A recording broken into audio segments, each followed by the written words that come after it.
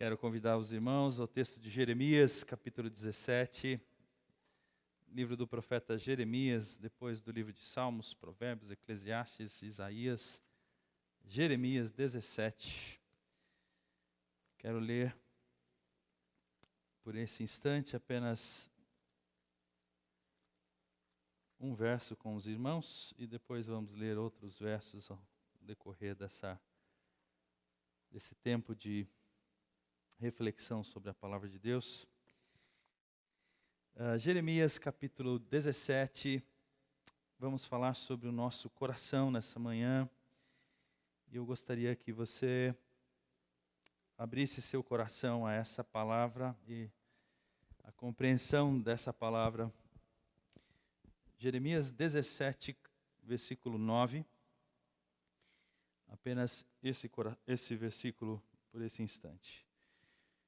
Diz assim o texto sagrado: o coração é mais enganoso que qualquer outra coisa, e sua doença é incurável. Quem é capaz de compreendê-lo? Vou repetir a leitura, repetir o texto. O coração é mais enganoso que qualquer outra coisa, e sua doença é incurável. Quem é capaz de compreendê-lo? Essa é a pergunta do profeta. Vamos orar. Deus, nosso Pai, muito obrigado por falar conosco até aqui, por receber-nos na Tua presença, por nos dar-nos, ó Deus, essa alegria da comunhão.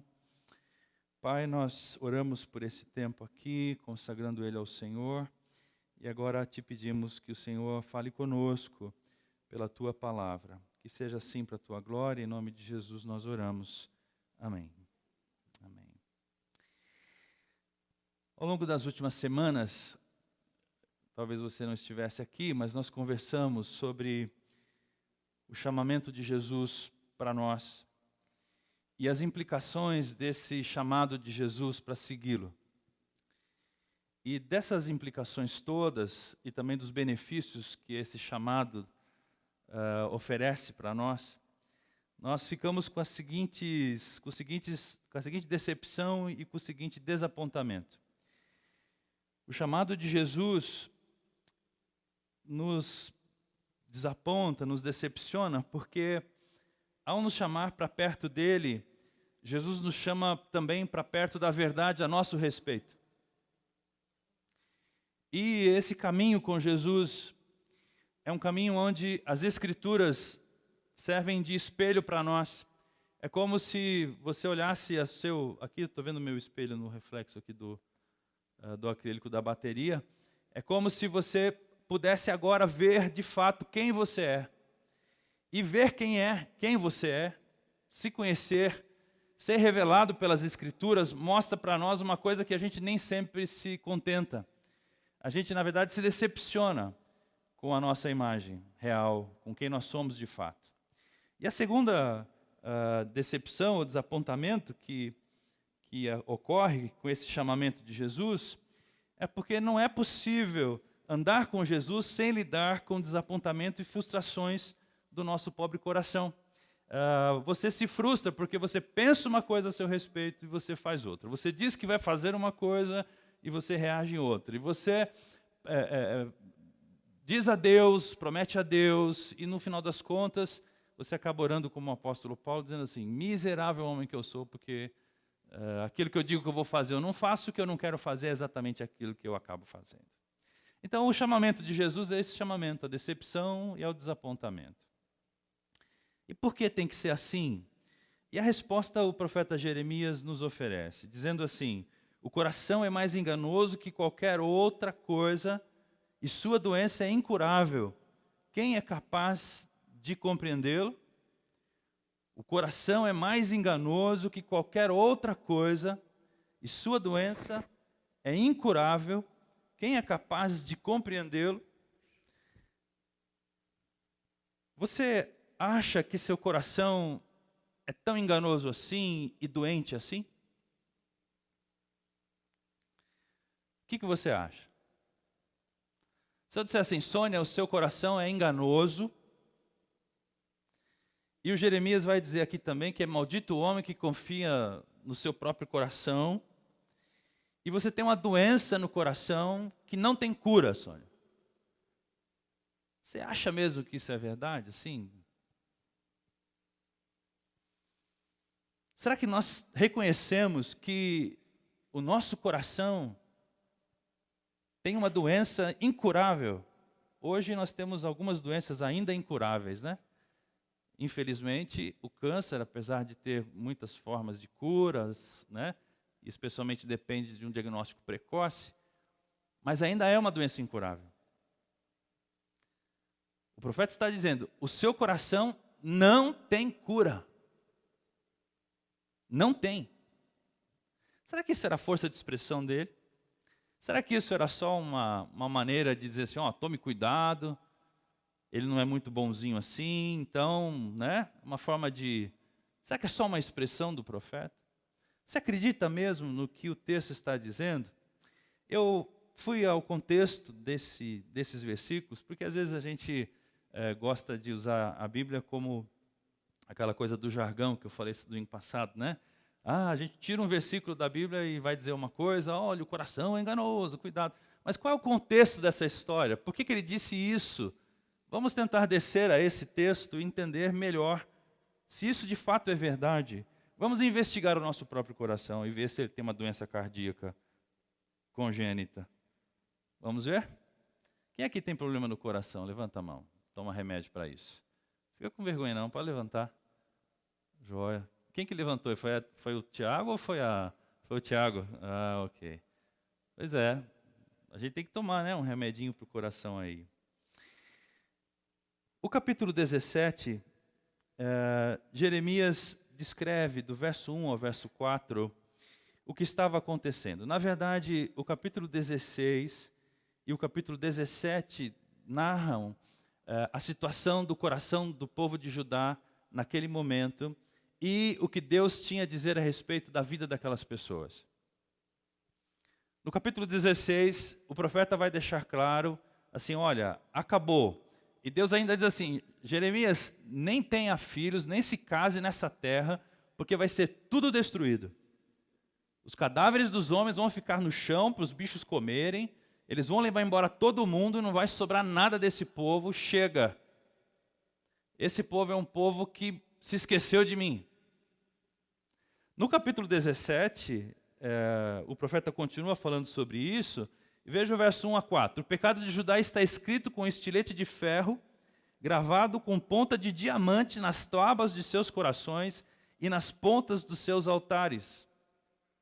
Os seus filhos se lembram dos seus altares e dos postes sagrados, ao lado das árvores verdejantes, sobre os montes altos e sobre as montanhas do campo. As riquezas de vocês e todos os seus tesouros eu os darei como despojo de guerra, como preço por todos os seus pecados nos altares idólatras, em toda a sua terra. Você mesmo perdeu a posse da herança que eu tinha dado a você. Eu o farei escravo de seus inimigos numa terra que você não conhece, pois acendeu-se a minha ira que arderá para sempre. Então o povo havia abandonado a Deus, se esquecido de Deus, e o pecado aqui tem as suas consequências. O texto está falando que o pecado do povo foi registrado de modo que não poderia ser apagado. Deus diz assim, ó, tem um instrumento de registro, eu vou registrar no coração deles para ficar claro no coração de cada um, de modo que eles não possam negar que eles se esqueceram, eles me abandonaram. Vou dar total consciência a eles de seus pecados. E aqui ele fala do coração e fala dos altares, que são os lugares de culto. E esses altares que eles criaram, ensinaram seus filhos, esses postes sagrados, esses postes ídolos, que eles espalharam por toda a terra de Israel. Os seus filhos conheciam isso. Então Deus assim, eu vou escrever nesses altares também, para que fique claro lá a adoração pagã de vocês, a traição de vocês a mim, diz o Senhor. No capítulo 16, versículo 12... mais especificamente, diz assim, mas vocês, aquele povo que estava ouvindo aqui de perto, têm feito coisas piores do que os seus antepassados. E qual é a coisa pior que eles têm feito? Cada um segue a rebeldia de seu coração mau, em vez de obedecer-me. Qual é o dilema aqui?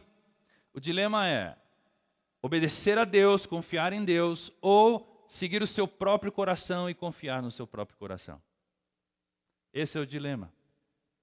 Daqui ele dizer, o coração é enganoso, mais do que qualquer outra coisa, a sua doença é incurável. É desse contexto que ele está dizendo. Depois de Deus fazer tudo o que fez, de cuidar do seu povo, tirá-lo do Egito, suprir, dar sinais, maravilhas e tudo mais, o povo se esquece de Deus, trai a Deus, confia em si mesmo, dá as costas a Deus e segue seu caminho.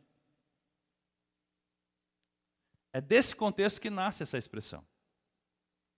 O verso 5 e o verso 6 vão dizer assim: assim diz o Senhor, maldito é o homem que confia nos homens, que faz da humanidade mortal a sua força, mas cujo coração se afasta do Senhor.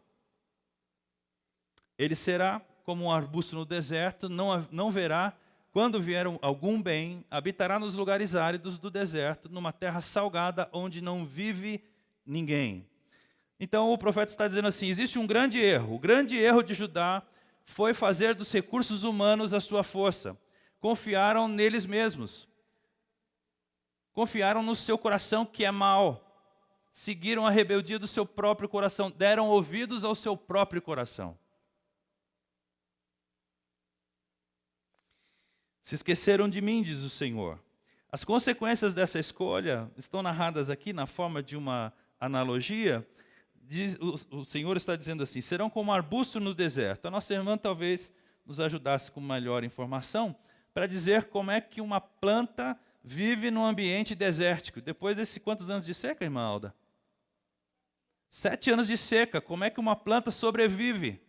Qual é o esforço de uma planta para viver 7 anos sem chuva? Então, o profeta está dizendo assim, vocês vão ser como um arbusto no deserto, vão viver num ambiente hostil e sem vida. O texto ainda vai falar sobre cegueira. Veja aí. Habitará nos lugares áridos do deserto, numa terra salgada, onde não vive ninguém. Você vai viver de maneira solitária.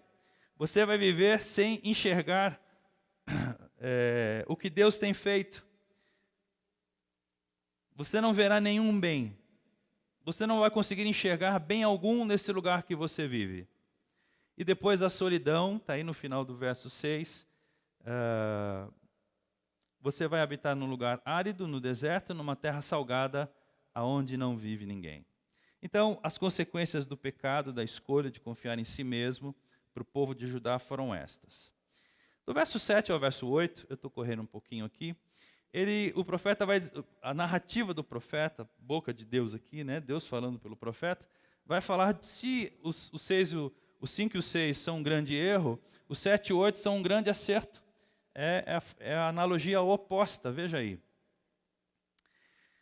Mas, bendito é o homem cuja confiança está no Senhor. Bendita a pessoa que confia no Senhor e cuja confiança não está em si mesma, não está nas outras coisas, na sua força, mas está nele. Ele será como uma árvore plantada junto às águas e que estende as suas raízes para o ribeiro. Ela não temerá quando chegar o calor, porque as suas folhas estão sempre verdes, não ficará ansiosa no ano da seca, nem deixará de dar fruto. Então, da mesma maneira, agora de uma analogia inversa, a árvore plantada perto do ribeiro significa que sempre terá condições de viver e de crescer onde estiver. É uma árvore que as suas raízes dão acesso à água, têm acesso ao ribeiro, e elas então são nutridas. A outra analogia, não temerá o calor, porque tem suprimento para enfrentar a fase de seca, o calor. Essa árvore está sendo alimentada por algo que você não pode ver, mas as suas raízes têm fundamentação e têm nutrição a essa árvore. E a última analogia, não ficará ansiosa. Eu nunca vi uma árvore ansiosa, não sei se os irmãos aí que já moraram na roça viram uma árvore ansiosa. Tem, Lucas, árvore ansiosa lá onde você estuda? Sei lá, de repente tem alguma tese lá, né, de... Essa árvore está muito ansiosa, precisamos dar um calmante para ela. Mas é uma analogia, entende? Porque se você, imagina se você morasse no deserto, sozinho, naquela sequidão, sem suprimento, e como você estaria? Ansioso ou tranquilo? Ansioso, preocupado, sua vida está correndo risco de vida. Mas aquela árvore que confia no Senhor, aquelas pessoas que confiam no Senhor são como árvores que não ficam ansiosas, não se preocupam no que vai mudar no tempo, no clima, no ambiente de sua vida, porque elas têm uma raiz que sustenta a sua vida. O profeta está falando em linguagem rural e essa analogia fica simples de entender. E é só a gente imaginar o que essa analogia está dizendo para nós. Verso 9 diz assim: o coração é mais enganoso que qualquer outra coisa e sua doença é incurável. Quem é capaz de compreendê-lo? Eu me fiz a seguinte pergunta quando li esse verso: quem escolhe? Quem faz essa escolha entre dar as costas a Deus ou se apegar ao Senhor com confiança? Quem faz essa escolha de ser uma árvore no deserto, uma árvore no sertão, e essa escolha de ser uma árvore plantada junto a um rio, e as outras árvores que também vivem naquele ecossistema. Hoje de manhã ainda ontem de manhã assistimos uma reportagem linda sobre o ecossistema brasileiro, né? Então, uma diversidade de fauna, de flora, de frutos, de tudo. Quem faz essa escolha entre morar aqui ou morar aqui? O verso 9 responde. Quem faz? O coração. Pega uma água para mim, meu bem, por favor. O seu coração faz essa escolha. Agora o problema é que o seu coração é doente. Aqui está o problema. O profeta não disse lá no capítulo 16, olha, vocês têm um coração mau. O pecado de cada um segue a rebeldia do seu coração. Quem é que faz a escolha entre confiar em Deus e ser uma árvore frutífera, e quem é que escolhe ser rebelde a Deus e, como consequência da sua rebeldia, como consequência de abandonar a Deus e se esquecer de Deus, acaba vivendo como uma árvore no ambiente seco? Quem faz essa escolha? O nosso coração faz essa escolha. Bom, e agora o profeta está dizendo assim, olhe para o seu coração, ele é enganoso mais que qualquer outra coisa, e ele tem uma doença que não tem cura. Bom, estamos fritos, irmãos. Como é que a gente faz agora? Se essa escolha depende do meu coração, o que eu faço agora? Vamos pensar em coisas enganosas rapidamente. Propagandas enganosas, desejos enganosos, riquezas são coisas enganosas, porque elas nos oferecem coisas que aparentemente vão nos dar segurança e vida, mas não é verdade, né? Elas trazem uma segurança aparente e não há problema na riqueza, e você não deve rejeitar as riquezas porque elas não servem para... Não, elas têm o seu lugar. O problema é quando o seu coração, quando as riquezas têm você e não você tem as riquezas. Essa é a questão. Elas são enganosas nesse momento. O prazer é enganoso. Quantas pessoas não entram pelos caminhos das drogas porque encontram nas drogas um prazer? Se droga não fosse prazeroso, ninguém fumava, ninguém cheirava, ninguém se perdia assim, ninguém bebia. Porque há um prazer, tá certo?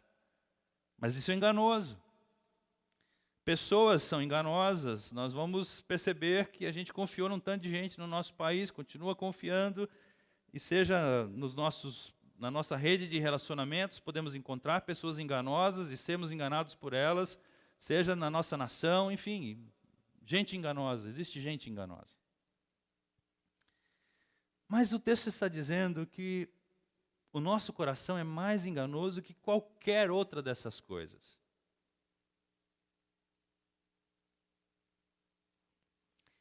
Mas não é só isso. O texto está dizendo que o nosso coração é enganoso e doente.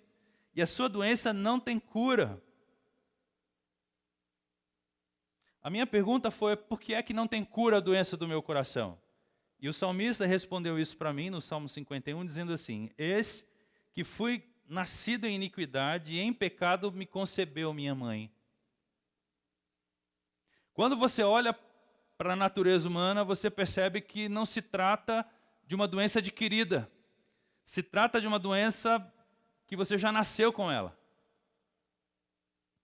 A pergunta é se você assume isso, se você reconhece isso.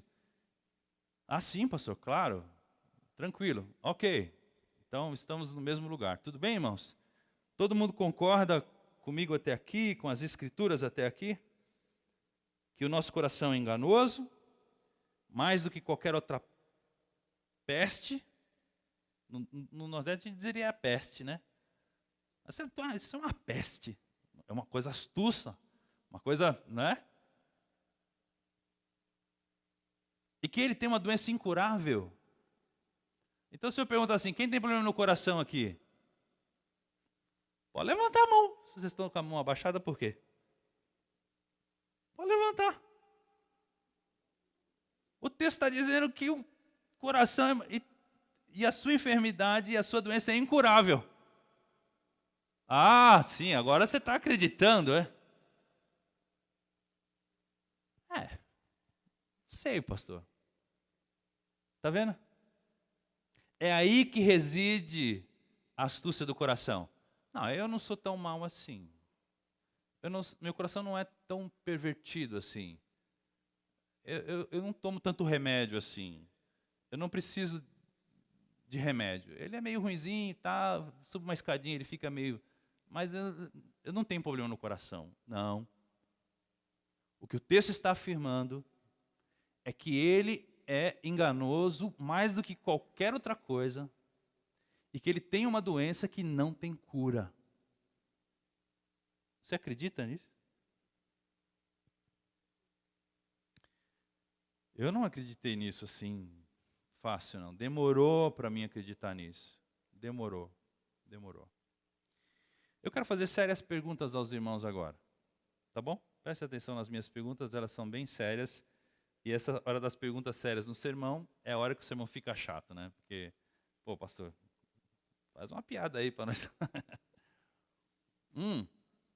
Mas não vai dar para fazer uma piadinha agora. Eu vou ter que fazer essas perguntas e elas são sérias, tá bom? Segura aí. Primeira pergunta. Você consegue perceber a gravidade de ter um coração assim?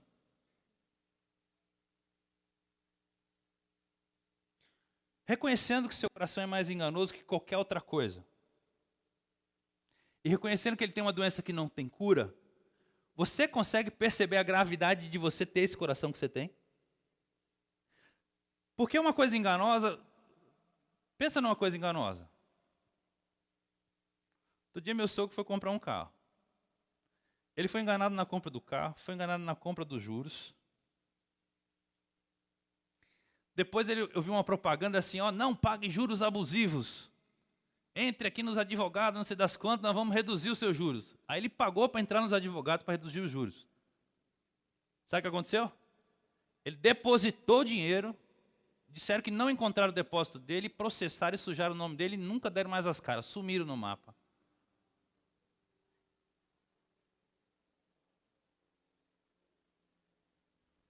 Pensa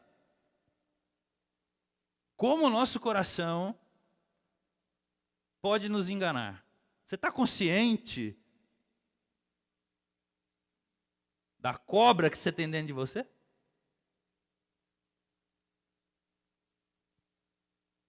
E algumas pessoas são assim, não, mas eu sou muito bondoso. Pois é, isso também é um engano. Eu sou muito simples como uma pomba, diz as Escrituras. Ah, é? Mas você esqueceu de ler o resto do que Jesus falou? Então, pessoas que... Não, mas o meu coração é bom. Tudo bem, é bom, mas... É bom ou é tolo? E bondade tem limite ou não tem limite? Cada um faz o que quer com o seu coração. Segunda pergunta.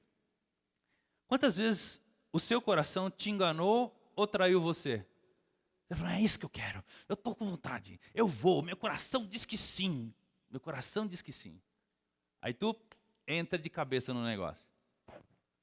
Depois... Não era nada daquilo.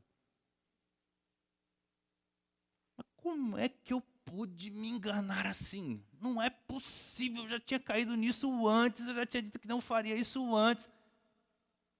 Não é?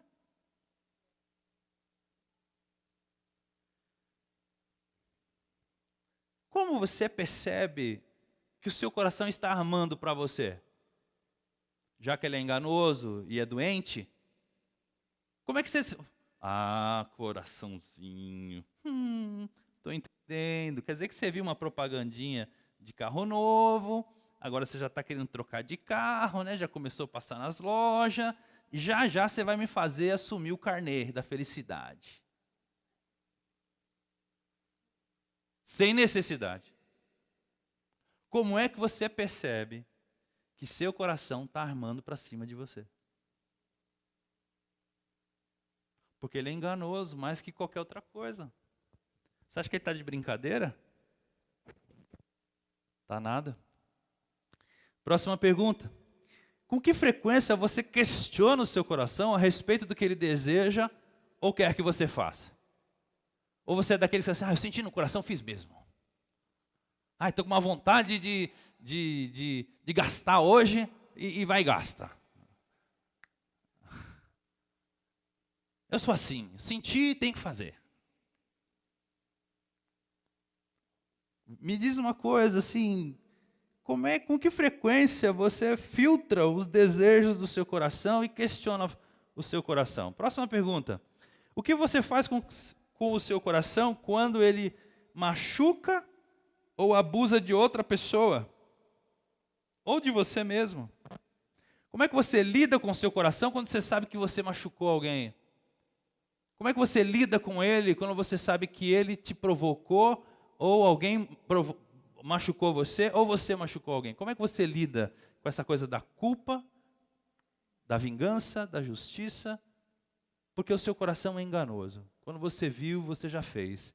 Quando você viu, você deixou fazer com você. E como é que você lida com isso? E a última pergunta: como você lida com os pecados do seu coração? Na hora que eu fui escrever esse sermão aqui, eu escrevi assim: como você lida com os erros do seu coração? Aí, quero crer que foi a voz de Deus mesmo, disse assim: por que erros? Filho, chame de pecado o que é pecado. Essa palavra é uma palavra, né, chamar os outros de pecador, né? Coisa feia, esse pecado. É pecado mesmo. Porque o nosso coração desse jeito, ele só nos faz pecar. Então é pecado mesmo. E aí eu comecei a pensar, bom, o verso 10 do capítulo 17 de Jeremias começa a nos dar um remédio para o nosso coração enganoso e doente. O nosso coração está doente, o nosso coração é enganoso, e o verso 10 começa, a gente começa a compreender a solução. Olha aí. Depois de dizer que o coração é mais enganoso que qualquer outra coisa, e a sua doença é incurável, no verso 9, quem é capaz de compreendê-lo? O próprio profeta vai dizer: eu sou o Senhor que sonda o coração e examina a mente, para recompensar a cada um de acordo com a sua conduta, de acordo com as suas obras. Eu sou o Senhor que sonda o coração e examina a mente. Veja que mente e coração são palavras sinônimas aqui. Deixa eu te falar uma coisa. O único capaz de diagnosticar seu coração não é você. O máximo que você pode fazer é marcar uma consulta. Como a irmã falou assim, irmãos, tem muita doença. Muita gente depressiva. Nós precisamos fazer o quê? Gastar mais tempo na presença do doutor.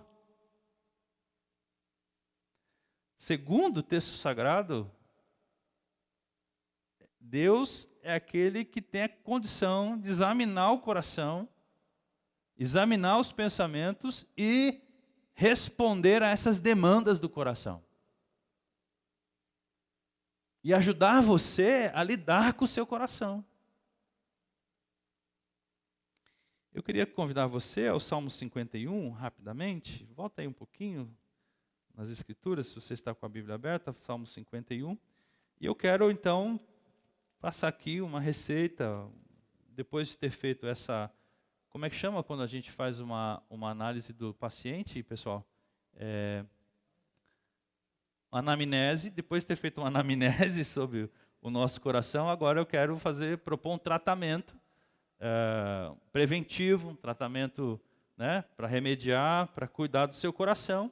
Então eu vou convidar você a ver o remédio, já que todo mundo aqui disse, quer dizer, eu acho que todo mundo aqui entendeu e aceita que o seu coração tem uma doença incurável, eu vou oferecer para os irmãos a resposta que eu encontrei, a resposta de Deus ao nosso coração que não tem cura. O Salmo 51, eu citei um verso dele há pouco, o verso 1 ao verso 4 diz assim, confie no seu médico. Veja só, tem misericórdia de mim, ó Deus, por teu amor. Por tua grande compaixão apaga as minhas transgressões. Lava-me, lava meu coração, lava-me de toda a minha culpa e purifica-me do meu pecado. Pois eu mesmo reconheço as minhas transgressões e o meu pecado sempre me persegue. Contra ti pequei e fiz o que tu reprovas. Só contra ti eu pequei. De modo que é justa a tua sentença e tens razão em condenar-me. O começo do tratamento é esse. Sabe o que você deve fazer? Confie na misericórdia, confie no amor, confie na misericórdia do seu médico. Vá até ele. Seu médico é um médico misericordioso. Porque se você não confessar a Deus a sua culpa, sabe o que acontece com o seu coração? Ele não se perdoa. Sabe por quê? Sabe como que a gente consegue ter um coração saudável?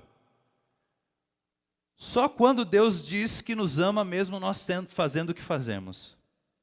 Pela graça de Deus eu sou o que sou. Aí eu descanso. Porque se eu tiver que lidar com os meus próprios erros, com as próprias mazelas do meu coração, eu vou me indignar contra mim, aí eu vou ter um sentimento de autodesprezo, eu não vou gostar de mim mesmo. Não é possível gostar de mim. Porque eu sou um homem miserável, é isso que o Paulo fala. Eu sou um miserável, que eu quero fazer uma coisa e eu não faço o que eu quero, mas o que eu não queria fazer foi exatamente isso que eu acabei fazendo. Então, o conselho aqui do Salmo 51 é, confie no seu médico. Mostra a ele todo o pecado sempre, veja que todo pecado sempre vai criar um registro de dívida e se precisa que Deus pague essa dívida. Eu não sei aqui quem acompanha os pais mais velhos ao médico ou o marido, é uma coisa muito interessante isso. Eu acabei de passar por isso, né, com os meus pais. Você já levou uma pessoa de idade no médico?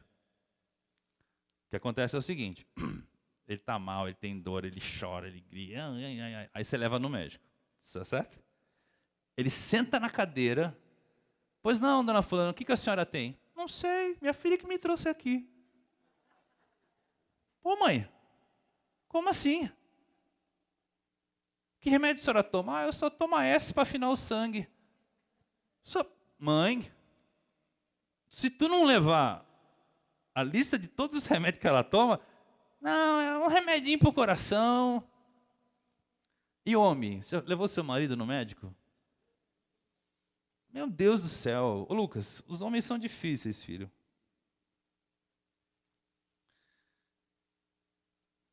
Primeiro que ele vai no médico na última opção. Ele acha que ele é imortal.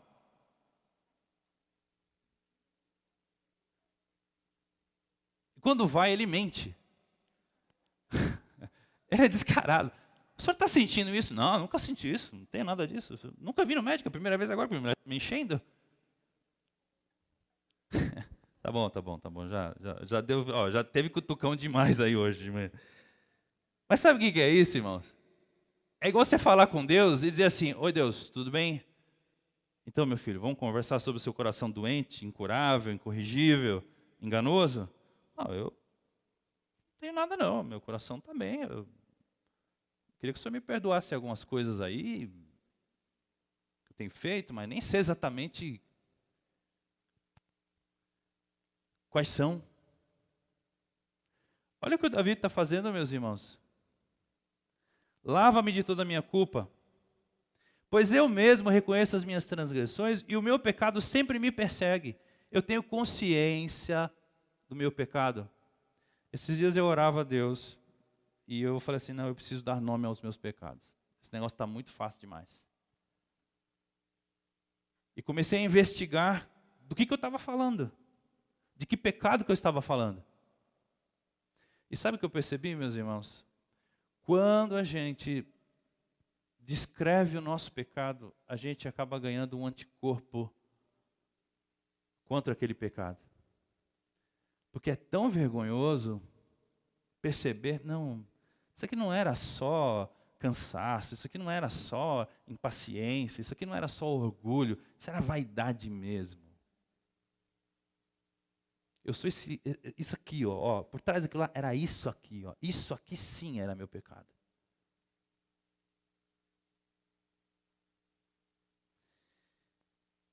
Como é que Deus, então, qual o remédio de Deus para o nosso pecado? As Escrituras dizem assim: quando vocês estavam mortos em pecados e na incircuncisão da sua carne, dos seus desejos, Deus o vivificou juntamente com Cristo. Ele nos perdoou de todas as nossas transgressões.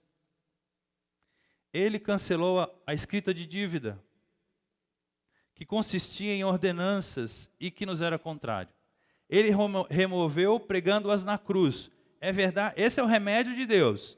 Pegar o seu pecado, toda a sua escrita de dívida e plou na cruz.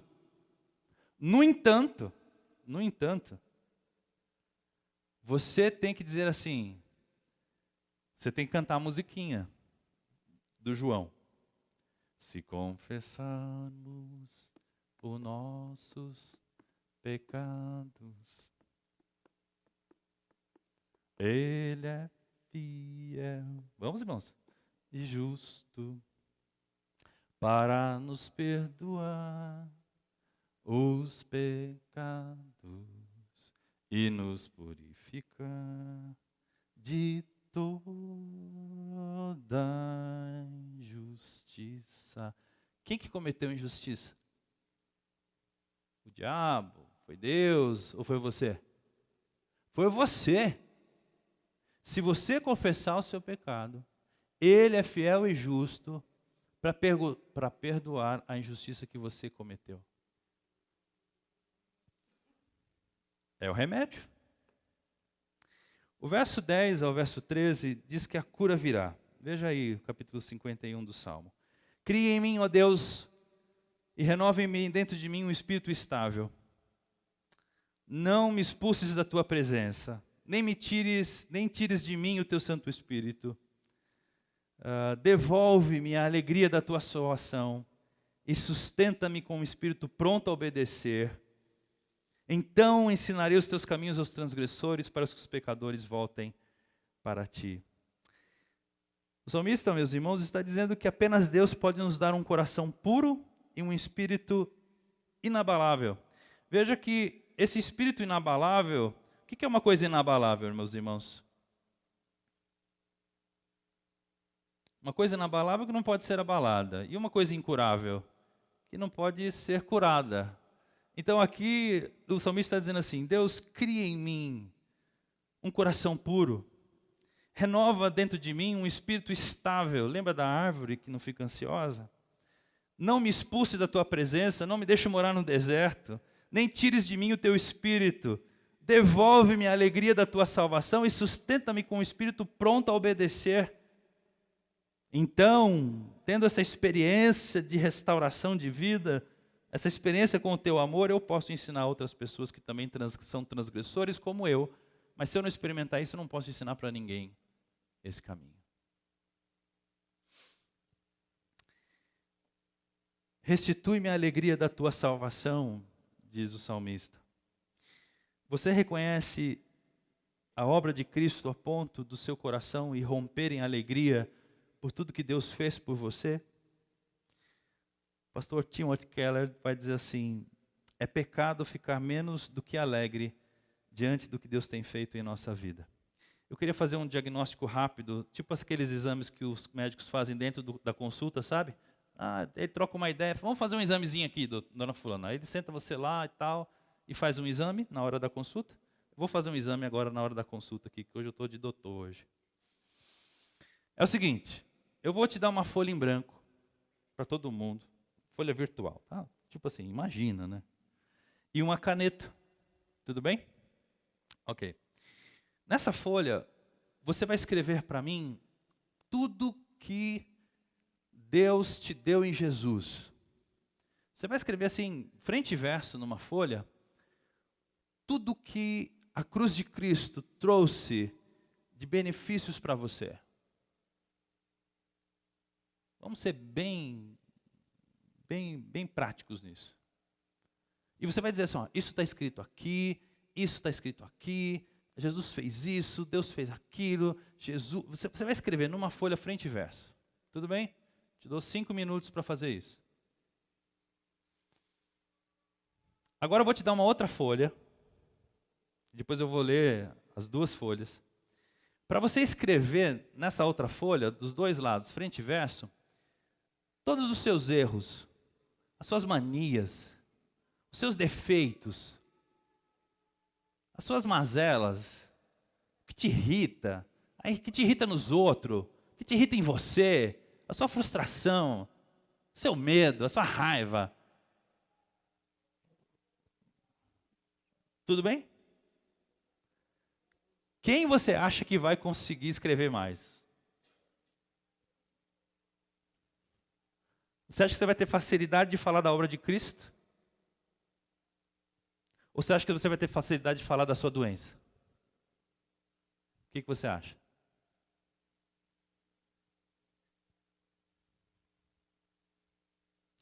Se você tiver mais facilidade de falar da sua doença, e se você já gelou quando eu falei que ia fazer isso, você já ficou pensando assim, deixa eu ver onde é que está o texto bíblico, porque a Bíblia é a palavra de Deus, e se a Bíblia não diz, eu não posso dizer, não é? Eu tenho que me alimentar das verdades da Bíblia. As verdades da Bíblia têm que ser verdade para mim. Posso até não saber onde é que está, mas eu tenho que saber que existe. Se você já pensou isso, sabe qual é o diagnóstico para você? Ou para nós, né? O diagnóstico é o seguinte, quem é que está tratando o seu coração? O médico? Ou quem está tratando o seu coração é você mesmo com seus remédios caseiros, com as suas ideias sobre a sua doença? Porque para um coração doente, só as verdades eternas da cruz de Cristo. E se a gente não sabe quais são, não tem remédio que substitua. Se você não sabe quais são essas verdades, se você ainda não experimentou, ou se você já experimentou e se esqueceu, ou se você não tem experimentado, é isso que o Davi está falando, Senhor, restaura a alegria da minha salvação. Porque eu já senti essa alegria antes e não tenho sentido mais. O verso 16 e 17 vão dizer assim, dessa oração. Deus não te deleitas em sacrifícios, nem te agradas em holocaustos, senão eu os traria a você. Os sacrifícios que agradam a Deus são um espírito quebrantado, um coração quebrantado e contrito, ó Deus, não desprezará. Meus irmãos, como é o coração quebrantado e arrependido, contrito, que Deus tanto deseja? O capítulo 51, no verso 6, dá uma dica para nós, dizendo assim, sei que desejas a verdade no íntimo, e no coração me ensina sabedoria. Então, esse coração contrito e quebrantado, que Deus tanto deseja, é um coração que descreve a verdade mais íntima de si mesmo. E para você descrever a verdade mais íntima, você tem que cavucar neles. Está entendendo isso? Você já fez faxina íntima? E você já fez faxina assim, mais ou menos? Como é que é uma faxina íntima? Arranca tudo. Puxa tapete, levanta tapete, põe móvel para fora e lava mesmo. Aí você fala, ficou limpo a casa. Tira todas as tranqueiras de dentro, lava tudo, reorganiza tudo que está sujo lá dentro, lava lá fora para não sujar aqui dentro, depois você monta a casa de volta. Isso é uma faxina de verdade. E uma faxininha meia boca? Dá uma varridinha aqui. Levanta o tapete aí. Não é assim?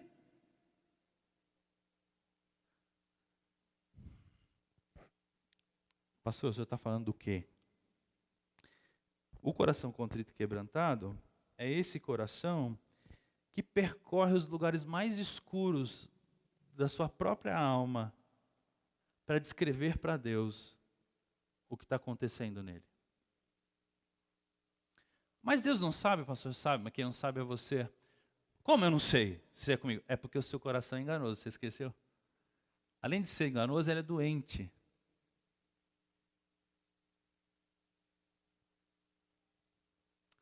Como é o coração contrito e quebrantado que Deus se agrada? Porque Davi está dizendo, se o Senhor quisesse sacrifícios, eu traria. Se o Senhor quisesse que eu pagasse o preço, se o Senhor desse dinheiro, eu daria dinheiro. Quer que eu traga o boi, eu trago o boi. Quer que eu suba a escada, eu subo a escada. Quer que eu me mate. O Senhor quer que eu faça o quê? Que eu sangre na rua? Não, não é isso que Deus quer. Deus quer a verdade do seu íntimo. Deus quer que você seja você mesmo diante dele. Só isso.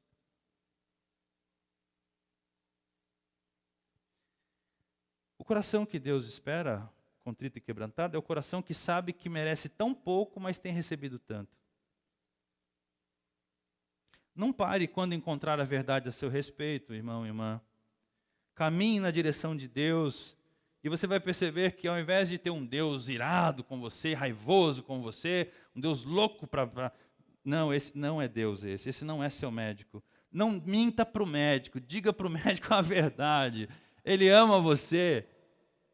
Eu já sabia, porque pelos seus sintomas você tinha isso, você não quis dizer, né, safadinho? Outro dia eu dei uma dessa, meu médico olhou para minha cara e falou assim, você achou que você ia me enganar? Desculpa aí, doutor, foi mal. Ao mesmo tempo, eu sei que eu não mereço nada de Deus, mas eu reconheço, Deus, o Senhor tem me dado tantas coisas. Eu não posso desistir de mim mesmo. O coração contrito e quebrantado é o coração que sabe que está perdido, mas também sabe que é amado. O coração contrito e quebrantado é o coração que não fala a respeito de si mesmo, mas é um coração que fala do louvor a Deus. Isso aqui é uma coisa muito interessante. Lembra lá na história do Jeremias? Eles fizeram altares de adoração. Isso irritou muito Deus. Deixa eu te perguntar, aonde Deus habita hoje? Nesse templo que está meio embolorado? Ele habita no nosso coração. Se Deus habita no nosso coração, que voz tem que sair de dentro de nós? Uma voz de adoração. Deus nosso Pai, o coração do teu povo se endureceu e esqueceram do Senhor e seguiram seus próprios desejos, as suas próprias verdades, suas próprias convicções, e confiaram no seu próprio coração, no seu próprio julgamento. O coração de Davi, Senhor, ao contrário disso, se expõe, declara que o Senhor já sabe, especifica seus pecados que estão diante dos seus olhos, e pede, Senhor, não me deixe sair da tua presença sem ser justificado. Senhor, não me permite falar daquilo que eu não estou experimentando. Senhor, não me bana, não me expulse da tua presença, mas, Senhor, dá-me um espírito obediente, me ajuda a ser obediente, porque meu coração não é obediente. E, Senhor, nós não estamos na situação do povo de Judá, e não estamos também na situação de Davi. Nós estamos em Cristo. Fomos justificados, purificados, santificados, perdoados por Ti em Cristo Jesus. Senhor Jesus, Tu és a nossa justiça. Tu és o presente de Deus para nós, o pagamento de Deus das nossas falhas. Nós não podemos carregar culpa porque o Senhor já pagou os nossos pecados. Não podemos exigir perfeição porque o Senhor já pagou os nossos pecados. Não podemos viver com uma memória culpada. Não podemos viver presos ao passado, porque o Senhor fez nova todas as coisas em Cristo Jesus. Senhor, deste-nos toda sorte de bênçãos espirituais em Cristo Jesus. Deste-nos, Senhor Deus, vida e vida abundante. Pagastes os preços do nosso pecado. Tiraste-nos do reino das trevas, de uma vida miserável, subjugada à nossa própria vontade, e pelo Teu Espírito dá-nos liberdade e forja em nós o Teu Filho. Faz nascer Teu Filho em nós, para que experimentemos a verdadeira liberdade dos filhos de Deus. Senhor, a obra de Cristo é imensurável, é indescritível, é indizível. A alegria que sentimos em desfrutar da Tua graça. Pai, vamos cantar mais uma vez essa canção pela última vez. Que ela seja verdade enquanto cantamos nos nossos lábios e no nosso coração. Não permita que o nosso coração esteja duro, endurecido a alguém, a nós mesmos ou ao Senhor, muito menos. É a minha oração em nome de Cristo. Amém.